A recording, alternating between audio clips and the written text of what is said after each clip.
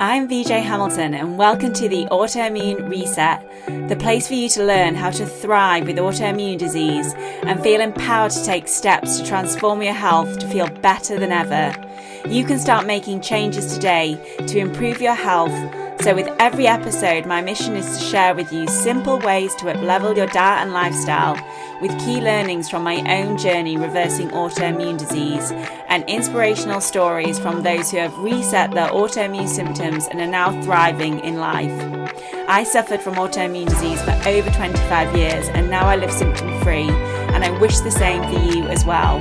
So thank you for being here and sharing this time with me. Now let's get started.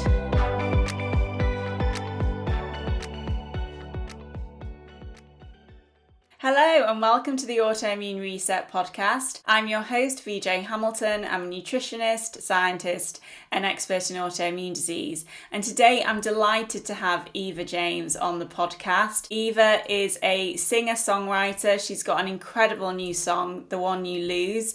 I've listened to it time and time again and it's incredible. And you might think, why am I talking about music on the podcast today? Well, that's because Eva not only shares her vulnerability and so much emotion in her music, but she's also managed several different chronic illnesses. And I think it's so inspirational when we speak to somebody who has gone through all this, but been living with it, but obviously creating and continuing with her life regardless. Eva has had MCAS, she's suffered with POTS and also endometriosis. So we're going to be talking about that on the podcast today, but thank you so much for being here, Eva. I'm delighted to have you here. Thank you so much for having me. I'm super excited. One of the things that you've said, isn't it, is that I can't have music without my health and I can't have my health without music. And, when did you discover that connection between your health and music, and how has that helped you in your recovery and managing your conditions? Gosh, it's really been central for me. When I was at my sickest, they really became intertwined because it became very clear that the path forward, the path through that period of struggle I was in with my health had to include music. The two completely intertwined, like the medical approach combined with finding my way back to music as well. All of it was equally important. And if I don't have my health, I can't do what I love, which is music. And without music, I'm never going to be completely healthy, emotionally, physically, spiritually. So they're really one and the same for me. Yeah, I find music has helped me so much as well. It must be amazing to be able to produce and create music. It must be so therapeutic. When did you first start to have symptoms of your chronic illness? When did you first discover them, and what was the diagnosis process like? Well, many of us know the path to a diagnosis can be tricky and long and have a lot of misdiagnoses and all that. So, there are many years of my adolescence and young adult life that in hindsight, I think I was I was a very high functioning sick person in a way, as I've treated the conditions I have now, I've found myself unintentionally treating symptoms I had for years and years and years that I didn't even realize were connected until I finally started putting the pieces together, finding the root causes, and then all of a sudden something that I experienced when I was 8 years old was solved. But it became a lot clearer around in 2022, towards the end of 2022, I got COVID, and that kind of was the first domino, I guess, in making all my symptoms way more obvious enough to then have it be very clear, this is what we're dealing with. And so that was when the official MCAS diagnosis was, and POTS followed after. Endometriosis is in its own category too, because that one's a really tricky one. That one took me, I actually got that diagnosis finally in 2019, so a little earlier. But that took me 6 different specialists to get that, and many years of pain to finally get that diagnosis. Yeah, I think it is a similar story, isn't it, for a lot of people with these conditions as well, which it's no one's fault. They just are hard to diagnose, but hopefully people are getting more awareness of them. And that's incredible that you're sharing your experience. And I know that's not the easiest thing. I remember when I started doing this, and I found it quite hard to talk about having alopecia for so many years. So what made you come out and decide to start talking about the fact that you've been chronically ill? Yeah, that was a turning point for me. Like, there's certain points in my life where I'm like, okay, there's my life before that, and there's my life after. And in fall of 2023, my health took a massive decline, and I was bedridden for about 6 months, give or take. And that was when it really became clear that I needed to live my truth in all areas, in my music and my health. It was a couple months after I recorded my debut album, which is coming up this year. Yeah, it became very, very clear that I wasn't going to be able to pursue what I love unless I was honest about everything else in my life, and honest with myself too, because I think I had internalized shame about my health and my illnesses. And I realized that that was contributing to making me sicker as well. A lot of these conditions, they all tie back to the nervous system, as I'm sure you can relate to. And and internalizing that was definitely contributing to the big picture of struggle that I was in. And that was when in that time period, the more I thought about being honest about my health and my music, like being honest with my audience, etc. I felt it literally calming my nervous system when I would think about it, and that was kind of my guide forward. It became very clear to me as well that I didn't want anyone else in my position potentially to feel that shame that I had been feeling about it. And so I felt if even one person with chronic illness, hears me talk about it, or hears a song that I sing that's written about it and feels a little less alone, a little more understood, then I will have accomplished everything I set out to accomplish. That's amazing. I think that's what you have the power of doing with music, isn't it? And your song, The One You Lose, you can take the meaning of it in many different ways, but I know you've spoken about the fact that it is partly about like managing a chronic illness as much as unreciprocated love. But is that, it really spoke to me, the song. What was your writing process like around that song, actually? Yeah. So that one is an interesting, that song has a subtle connection to chronic illness that isn't quite clear when you first listen to it. And honestly, it wasn't quite clear to me when I first wrote it either. Because sometimes I write something and then there's a level of processing that happens after where it's like a continued dialogue with the subconscious when I'm writing, and then after it. Yeah, so that one, it was about a relationship that ultimately at the time ended, and unreciprocated feelings, someone that wasn't able to stay, the tale as old as time.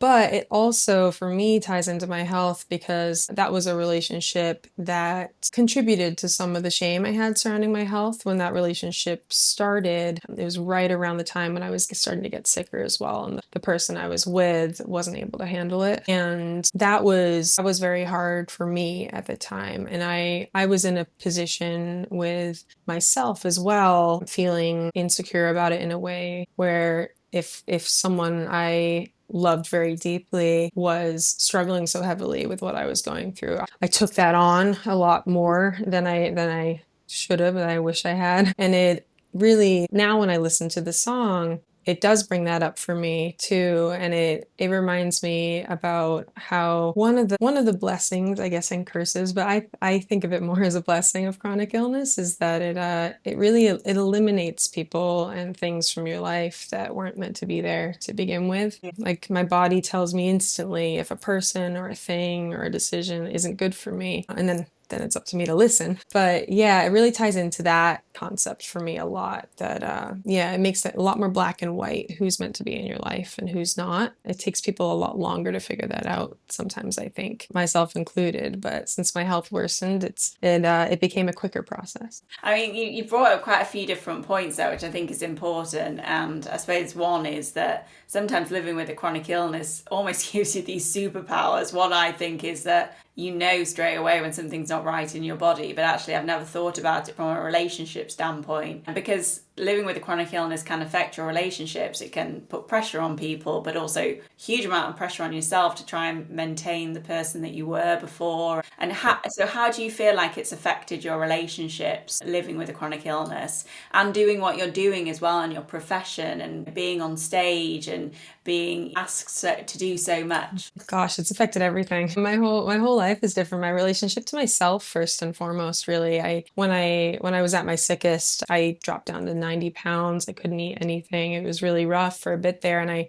didn't recognize myself anymore if I looked in the mirror. I had a bit of like a identity crisis of sorts, needing to kind of relearn myself. And it actually was beautiful in a sense because it made me realize that I had never actually done that prior either. Prior to getting sicker, there was so much learning to do about myself that I had just put off over the years. And so it forced me to be like, okay, who am I? Who do I stand for? What do I want in my life? What do I want to be doing? And obviously the very clear answer right off the bat was music. And then it became, okay, how do I do that? And so my relationship with myself strengthened a ton the more I figured out how to live with my conditions and pursue what I love. And definitely my closest friendships, it made it very clear like who the people are that are in my corner. And I have a few close friends that my friendships with them have strengthened even more. And then of course there's people that kind of just like dropped off along the way and I just kind of let it happen. Yeah, and it's definitely affected how I approach performing as well. Everything I do is not just for my health, but it's for my health and my music. It's the whole system. Yeah, I mean, that's a very positive way of looking at it as well, isn't it? I mean, you learn so much about yourself, I think, when you're living with these conditions. And, I was just interviewed for another podcast recently and we were having exactly the same conversation, that you learn so much about yourself internally. But I keep going back to it in my mind, thinking about what you were saying about, you started with the symptoms. Was this after you'd written your first album? Because you've got your first album coming out, don't you? Earth to Eva, and you collaborated with Paula Cole, I believe. On that, which is incredible. But do you feel that there was a lot of stress and energy that went into that could have affected you? Because what I find when I'm working with clients is sometimes, even if it's something really good, when we kind of overdo it, and actually it can be quite stressful because I'm sure you want to make it as good as you possibly can, and you've probably got quite a lot of pressure on yourself because you are amazing at what you do, and people expect that from you. How do you feel like that might have been a factor in how your chronic symptoms developed, or do you think they were there anyway? That is a very good question because it is the big balancing act, isn't it?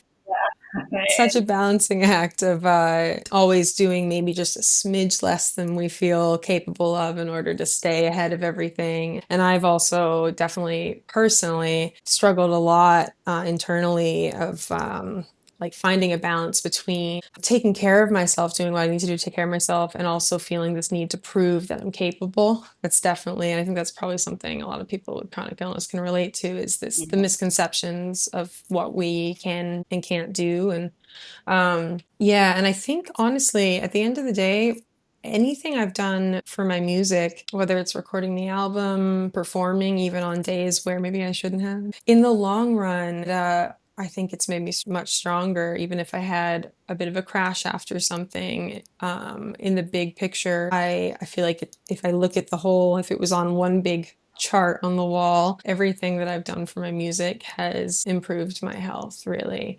And definitely working with Paula was tremendously helpful for that as well, because she's someone that, well, first of all, that I look up to tremendously, like as an artist and a woman, and she's always pushed me to be my truest self. Completely. And that was true when we were recording the album. Like my artistry has gained so much from working with her as well. And it's just true in life in general. She's been a really incredible person for me to have in my corner through this whole journey. Yeah, that's amazing. I do think that, I look back to even when I was an accountant, and trying to be something you're not is never a good thing. And the fact that you now feel like you have that outlet to be completely yourself, talk honestly about your illness, and the music, I'm sure in the long run that's going to hugely pay off. But that kind of brings me to how you're managing now with your your symptoms? Because I know you're, on your Instagram account, you share about the medications that you're taking.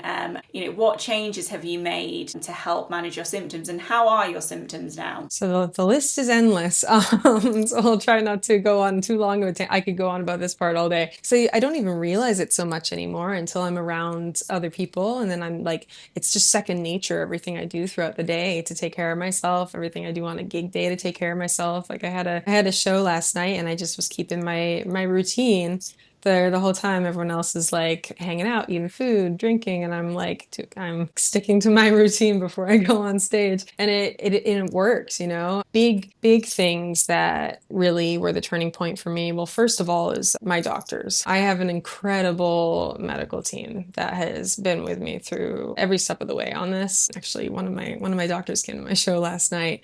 Um, they're incredible. Not once did they, when I was at my sickest, not once did they tell me that I wasn't going to be on a stage again. They understood from the get-go, we're not trying to get you well, we're trying to get you well enough to do music. And without them, none of it would be possible right now. So they're at like the forefront of everything for sure. And my infusion treatments and my injections are big ones. I do IVIG infusions every 3 weeks. It used to be 4, but now 3. And biologic injections every 2, which is Xolair. And those are huge. Those have been life-changing in combination with everything else. One thing I appreciate the most about my doctors is they look at the big picture. So it's not just here's a whole bunch of medications and you're good. It's here's these medications, these treatments, here's these lifestyle changes, here's this and that. And so along with those bigger treatments, I also did a complete reset of everything that goes in and on my body. So I make all my food from scratch. And for a while, I wasn't tolerating makeup, certain things like that. So I learned how to make some of that. Now I am, though, certain brands. So I've come a long way. But I think a lot of it is in part to the system that I implemented for sure. Yeah. Okay. And so what is your routine? What does that look like outside of the medication? What are you doing before you go on stage, or when you get up in the morning? Do you have like a set things that you're doing that are helping you? Yeah, and I was actually talking to someone about this the other day about how it can be tricky sometimes with chronic illness, not knowing how you'll feel when you wake up in the morning, and how it can be hard to keep a routine and all that. And I was saying how what personally had the most luck with is kind of having my routine and then kind of adjusting it as needed as I go. And that works well for me. And so like for a gig day, for example, I mean, I'm taking all my usual meds as planned, but I do a lot to take care of my vocal cords as well, because MCAS in particular can affect the throat. And I have had a few times where I've lost my voice over the past couple of years, due in part to my health. And so my vocal health has become a top priority, obviously. So I switched all my asthma medications to nebulized versions, which helped a ton. But like before a gig, you can always see me nebulizing saline. I'll be there in the corner with my little portable nebulizer, just humidifying my vocal cords. And I have like my gig bag I bring with me. It's got all the stuff I need for my gear, and it's got a whole section just for anything medical I could possibly need throughout the night. Yeah, so it's a very in-depth system. And yeah, because I have to plan meal prepping and all that around all of it. But it absolutely it pays off. And what are the main changes that you made around food in particular? Big ones for me, and it made it a bit easier to do a big reset because the reset was kind of done for me when I got so much sicker.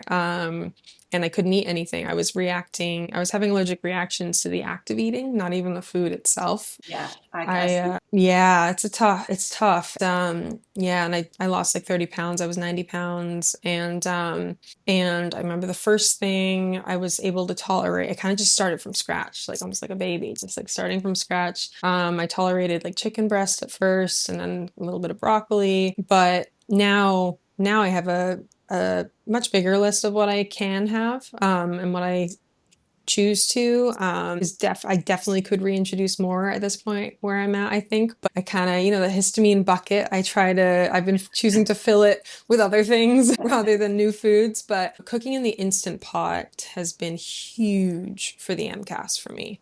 Yeah. Reducing histamine by cooking in the Instant Pot. I freeze all the leftovers that make sense to freeze. So like my freezer will be full of soups and like shredded chicken portions. I make little like granola bite things that I keep in the freezer out of tiger nuts, which are actually, I've been recommending those to anyone with food allergies because they're great. And yeah, so the low histamine has been the biggest game changer food wise for me. And the cromolyn obviously has helped as well.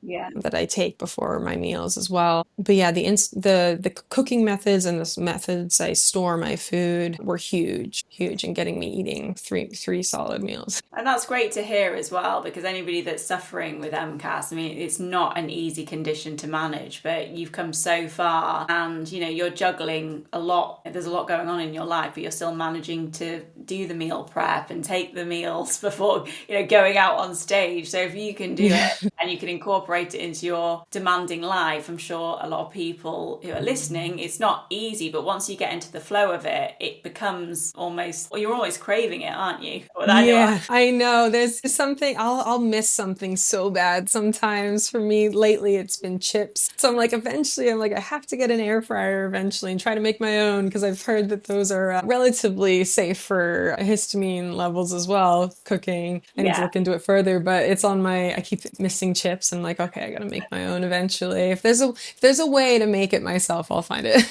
Yeah. Yeah. I mean, you've inspired a lot of people by sharing your story as well. Have you had people contact you and what really stands out when you hear from the community of people who are living with chronic illness and autoimmune disease? Yeah, that's my favorite part really. And I'm hoping as time goes on and I'm talking about it more, that there'll be a lot more of that as well. Actually, at my show last night, after it, someone came up to me because I did sing one song last night about my health journey. And I spoke on it just a little bit. And she came up to me after the show and she said that one really, really affected her because I think she said it was her daughter, one of her children, lives with chronic illness and has been really having a tough time. And she said that song really like hit her hard. And I was very touched by that because it isn't just us that live this journey. It's the people that love us the most too, that join for it in their own ways, that then see someone they care about struggling on the bad days.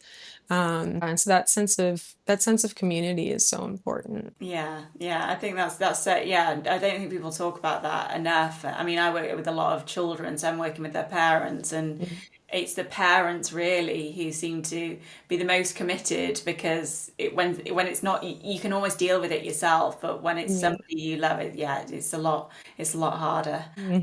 So I mean, in terms of kind of where you are today and, the music that you've been producing, I know we're kind of going back to it, but I know you're doing a lot through food, but it seems like with some of your lyrics and what you've explained to us that toxic relationships has played a factor, and maybe that came out after discovering you had a chronic illness. But what would you say to somebody who is in a toxic relationship and might be having these chronic symptoms? Is there any advice that you would give them at this stage? Because, and we're not here as therapists, I realise that, but we're here to just share our experiences. But is there any guidance you'd be able to give anybody, and maybe just from what you've been able to do yourself when it comes to that element? It's so tough because I have been there, so I know how tough it is when you're in it. Yeah. And it's so hard to see when you're in it. And I definitely do think that like a series of unhealthy relationships contributed to the decline of my health. Absolutely.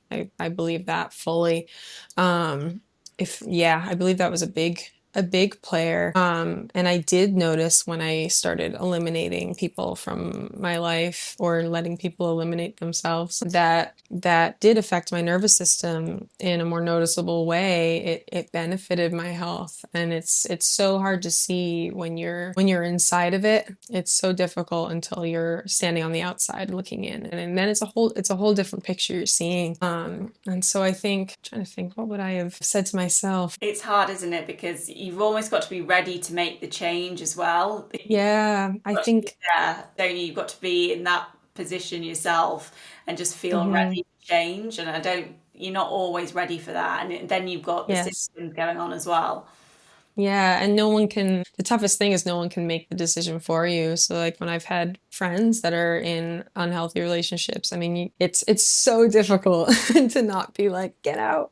But I've always felt like I've always felt the way I can best support someone I care about through that is to be here. And when they hopefully inevitably get to the point where they feel ready, not necessarily ready to leave, but ready to face what leaving will feel like, then just be here, and that they're not alone. And I finally am at a point in my life as well where for many years, I was kind of going from one unhealthy relationship to the next. And so I never really got a chance to see that it does get better after that, that the nervous system can settle once you're out of a situation that triggers that fight or flight response. And so now I finally am after however many years. And yeah, I think that that's made it a lot easier for me to see the big picture. And I hope that anyone that I care about that might be struggling in a similar way will then see that that is possible through me, and the fact that I've been able to get to where I am now. And I mean, I'm only human, so I have a long way to go.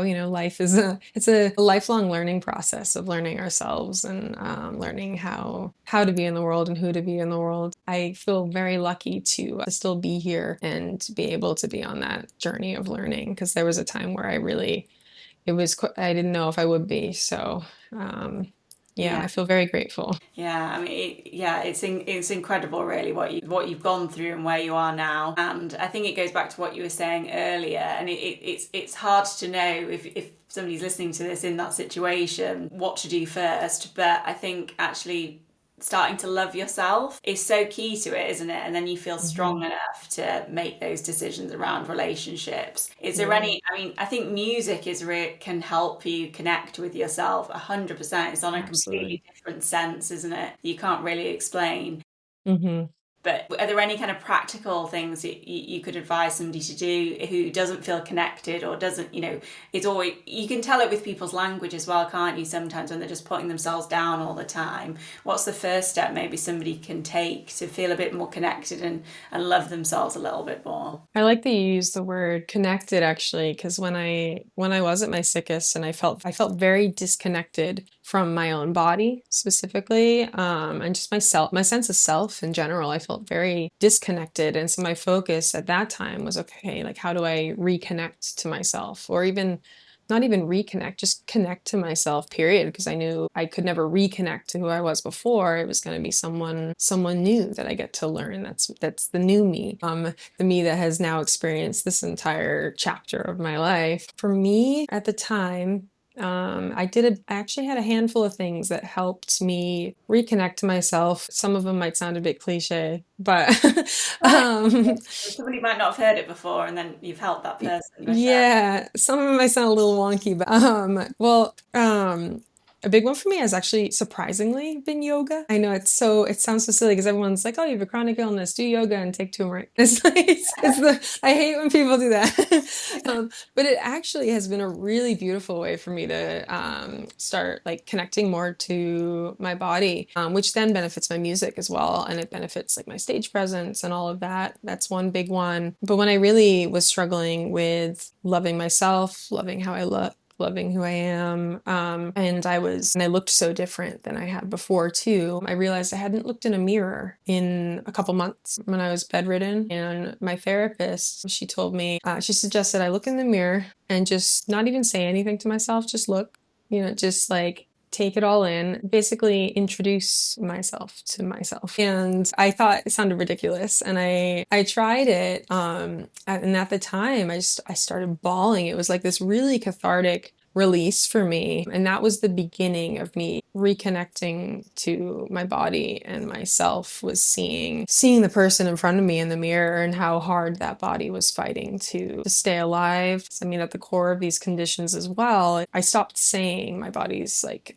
attacking me. I stopped using that terminology because at the end of the day, it's really the body trying to protect us from things it doesn't need to protect us from. And so I changed the inner dialogue from me against my body to me thanking my body for trying so hard to protect me, even if it doesn't need to, and thanking it for letting me do what I love. And yeah, that was the turning point for me in connecting to myself. And ultimately that benefited my relationships, it benefited my music, and it still benefits me. I still do it sometimes from time to time if I'm feeling a bit of a disconnect. I force myself to have a moment of just sitting with myself, really being with just myself. Yeah, Yeah. yeah. I think I probably haven't heard anybody say that before. I remember reading it in a book actually about just like looking into your eyes in the mirror, The eye contact. yeah, connecting with that person that is you. But I think that's such a great recommendation. Everybody should go and do that because I think that's a really good starting point if you are trying to connect with yourself and you do feel disconnected. And I feel like a lot of people when they first get diagnosed do feel quite disconnected. It's something that I hear quite a lot in clinic. Mm-hmm. I suppose, we're coming to the end now of this interview. It's been great to speak to you. And I actually do work with quite a lot of singers because I think when things affect your vocal cords and you're performing, I find people are quite motivated to make changes. And I'm sure because of the work and maybe other factors as well, I do find a lot of performers can end up with chronic illness as well as people working in corporates for different reasons. But if you were to give somebody advice who is a singer or a performer, and they're living with autoimmune disease or a chronic illness, what advice would you give them? So many things come to mind. Number one, I think, would be just listening to your body. Yeah. That's what's gotten me to where I am so far, is listening to it. Because listening to it doesn't always have to mean not doing something you want to do. Listening to it can be caring for it in the way that it needs in order for your body to allow you to do what you want to do. So listening to my body is what helped me develop what I do on gig days with like the saline, and I do intermittent fasting that helps